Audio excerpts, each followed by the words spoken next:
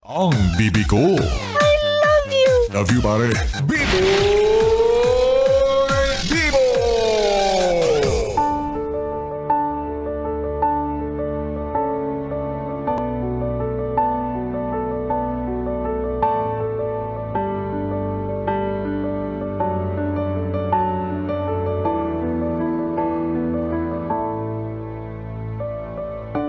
Yes, friend, ako'y nagbabalik DJ B-Boy Bibo para sa ating tuloy-tuloy na BB Time tungkol sa usaping closure.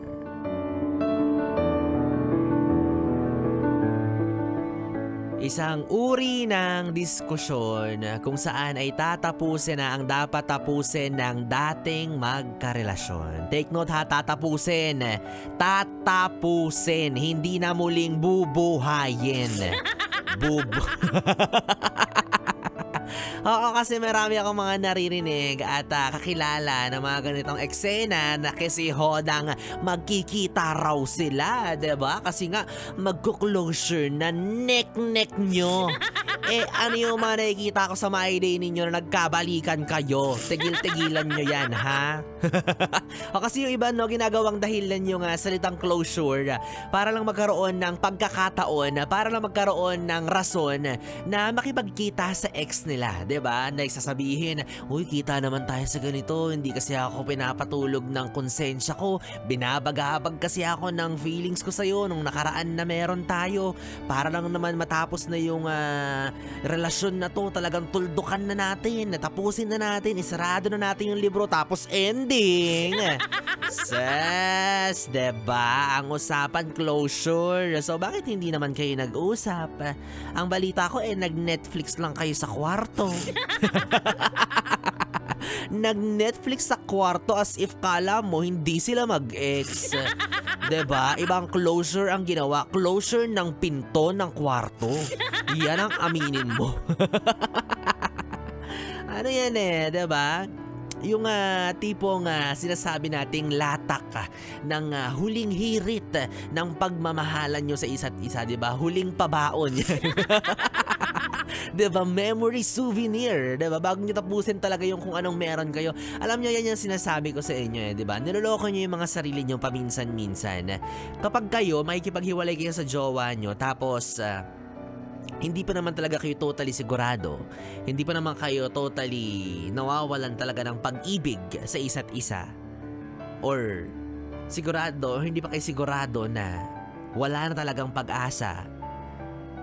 Huwag kayong basta-basta makipag-break, 'di ba? Kasi ang ending, nagiging on and off yung relationship ninyo. Nagiging toxic tignan, nagiging pangit yung track record ng takbo ng relasyon ninyo. Kasi nung last year, June to September, break kayo. Tapos, September to January, on kayo. Tapos off na naman. Ano ba? Christmas light ba kayo? On and off kayo masyado eh. Diba? So, ang sinasabi lang natin dito, no, wag makikipag-closure kapag hindi sure. Kasi for sure, makikipagbalikan ka pa. O edi sayang lahat ng drama, sayang lahat ng litanya mo nung naghihiwalay kayo, sayang pati ang luha mo, 'di ba? Kaya minsan hindi naman 'to nag-work para sa lahat eh. Yung closure, hindi yan para sa lahat ng magjowang naghihiwalay kasi sabi nga nila, 'di ba? Having no closure is the closure itself. The moment na maghiwalay kayong dalawa nang wala nang usap-usap pa, wala nang sali-salita, baka yun na yung better way of ending your relationship. 'Di ba? Baka mas mainam pa kung magtapos na lang kung ano yung meron kayo sa pamaraan na wala na. Wala nang usap-usap pa, wala nang dapat diskusyon pa. Talagang talikuran nyo na lang yung isa't isa. Kasi alam nyo naman na di ba? Tanggap nyo na sa isa't isa na wala na kayo, wala na kayong pag-asa, talagang tapos na. Tapos wala na kayong dapat pag-usapan pa, wala na kayong dapat isettle. So, di ba? Yung iba kasi pinapatagal pa, magbe-break sila for how many years? 2 years? 3, 4?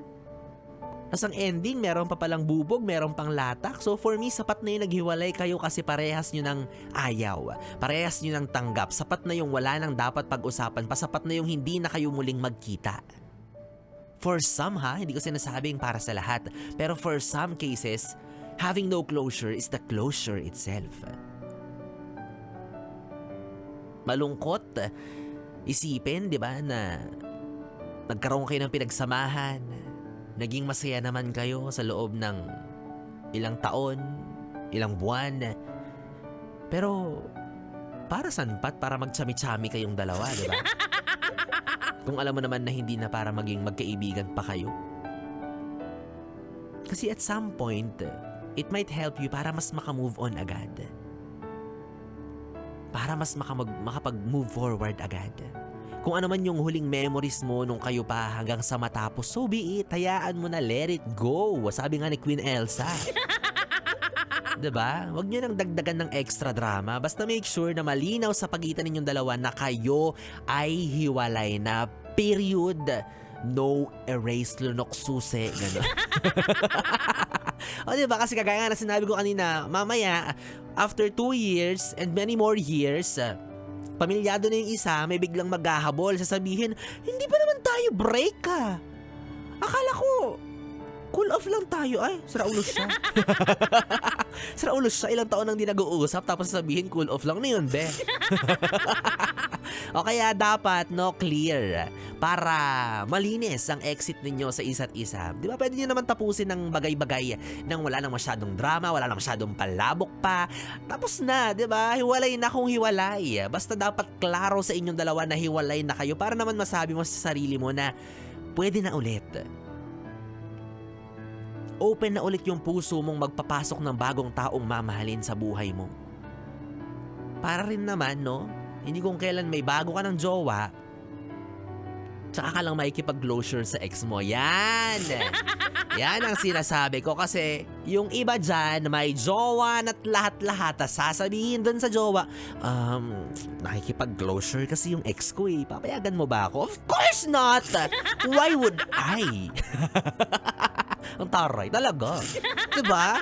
May jowa ka na eh, tapos ngayon mo lang isisettle yung issues mo or kung ano man yung dapat mong isettle sa ex mo, dapat noon pa nung wala pa ako sa buhay mo. Nung pinipili mo pang hindi ako papasukin sa puso mo. Hindi yung ngayong magjowa na tayo tapos ngayon ka magpapaalam kung pwede ka makipag-closure dyan sa ex mo. Eh kung mouth mo ang i-close mo, be. Diba? Kaya again, paalala. Kung ako ang jowa mo tapos ginawa mo yun, ako sinasabi ko sa'yo, huwag na kayong mag-closure, magbalikan na lang kayong dalawa. Nakakahiya naman sa inyo, baka nasisira ko ang love story ninyo, di ba? Sabi nga ni Atik lang, sorry! Baka naaapakan ko yung love team ninyo. O, sige, go! Huwag na kayo mag-closure, i-open nyo ulit ang book. O kaya again, mga yes friend, reminder no na ang closure po at ang break up, hindi po yan kambal ha. Magpinsan lang po yan, magkamag-anak lang po yan sila ha. Again, ang closure at ang breakup po ay magpinsan lang. Sa madaling salita, isasarado na ang libro, ubos na ang pahina, tapos na ang kabanata. O, diba? Ganun yun. Isarado mo na, itiklop mo na. Kung kaya sunugin mo pa yung libro na yan. Tapos sasabihin, DJ, Bibo, paano yan? Gusto ko may book to yung love story namin, bugs. Sa dami kong sinabi dito, nagsayang ako ng laway ko. Gusto mo pala ng love story, tas part 2. Bala ka sa buhay mo, may love life din ako. Ay nako, well anyways mga yes friend, dumako na tayo sa pamigay natin ng pera kaysa sa pag-asa na magkakabalikan pa sila ng ex niya. Ayaw ka na magbigay ng false hope kasi diba baka sabihin mo, sabi ni Bibo, may chance pang magkabalikan kami. Wala akong sinasabing ganun, bahala ka sa buhay mo. O kaya naman yes friend, lakasan mo na muli ang volume ng radyo mo dahil ito na ang hinihintay mo, ang anunsyo ko kung sino nga ba ang mapalad na mananalo ng tumataginting na 500 piso para sa ating... Pera lang yan! Pera lang yan! Yes, friend! Kung narinig mo kanina ang aking katanungan, malamang sa malamang isa ka sa nagbigay ng kasagutan, kaya naman isa ka rin sa may tsansang manalo ng tumataginting na 500 piso. At ang katanungan ko nga, yes, friend, Ano ang kadalasan or karaniwang dahilan ng hiwalayan? Ako, dito ko na-realize, no, ang dami-dami talagang factors, ang dami-dami talagang pwedeng reasons kung bakit pwedeng maghiwalay ang dalawang taong nag-iibigan. At eto nga ang pinaka-common na sagot sa lahat ng na-receive ni Biboy Bibo, ha? At ito ang napili ko, ang kasagutan niya. Walang oras sa isa't isa. Danas ko siya kasi kakahiwalay lang namin dahil busy kami sa studies. But now, graduate na. Ay, baka naman pwede pa. Baka ka sa buhay mo. Choice nyo yan, diba? O kaya naman maghanap ka ng bagong jowa sa bagong trabaho mo, diba? O kaya naman dahil nabasa ko na ang kasagutan, Matik, baka pumapalakpak na ang iyong tenga dahil baka ikaw na ang maswerteng nanalo. Kaya naman congratulations sa pagmumukha mo, Shaira Monte de Ramos. Congratulations! Ikaw ang winner ko. Sabi niya pa, shoutout na rin po mula sa Finma Upang College, Urdaneta, Pangasinan. Kakagraduate ko lang po ng Bachelor of Science in Accounting Information System. Ayan, i-treat mo ang sarili mo. Wag mong isama yung ex mo dahil nag-closure na kayo, ha? Baka naman gamitin mo pa yung pera na yan para iyain siya ng coffee date. Naku, sinasabi ko sa'yo, babawiin ko yan. Well, anyways, yes, friend, ikaw kung gusto mo ring manalo at sumali sa ating Yes FM, pera-pera lang yung promo. Araw-araw ka lang makinig sa ating mga Yes FM DJs at abangan mo lang kung sino sa amin ang masuwerteng magpapanalo sa'yo dahil malay mo ikaw na ang masuwerteng mananalo ng tumataginting na 500 piso para sa ating Pera, pera! Pera, pera lang yan! Pera, pera! Pera, pera lang yan! Well, anyways, yes, friend, 3 oras na BB time ang ating pinagsamahan. Kailangan na po natin ang closure dyan. Nakabilin niyo po ang bibi niyo sa radyo, DJ Biboy Bibo. Magkasama at magkarinigan po tayong muli bukas sa parehong oras, dito pa rin at dito ka lang sa istasyong No Problem. Ang 101.1 Yes FM Solid. Good night, Bibi. Mwah, mwah.